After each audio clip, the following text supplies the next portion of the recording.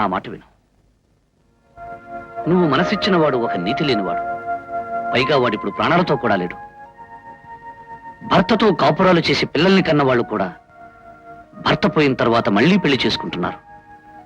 మోసగించిన వాడి కోసం నీ జీవితం వృధా చేసుకోకూడదు. లక్ష్మి, ఒకప్పుడు పెద్దలంతా అనుకున్నారు, కానీ జరగలేదు. ఇప్పటికైనా మనం ఒకటైతే స్వామీజీ ఆత్మ సంతోషిస్తుంది. మీ అన్నయ్య ఎక్కడున్నా సంతోషంగా ఆశీర్వదిస్తాడు. ఏమ్మా, మోహన్కి ఏం చెప్పాలనుకుంటున్నావు? ఏ విషయం అన్నయ్య? నాకంతా తెలుసమ్మా. ఏమి నిర్ణయం తీసుకున్నావు? ఏమోనన్నయ్య, నాకేం పాలుపోవడం లేదు. ఒకసారి తొందరపడి మోసపోయిన దాన్ని. పైగా అవకాశం దొరికితే నిన్ను అరెస్ట్ చేయాలని చూస్తున్న అతన్ని. పొరపాటమ్మా. మోహన్ చాలా ఉత్తముడు, నీకు తగినవాడు. తన డ్యూటీ పరంగా నన్ను పట్టుకోవాలని ప్రయత్నిస్తున్నాడే తప్ప వాడు నాకేం శత్రువు కాడు.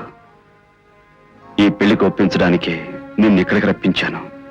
పైగా ఇది స్వామీజీ మనసారా కోరుకున్న పెళ్లి.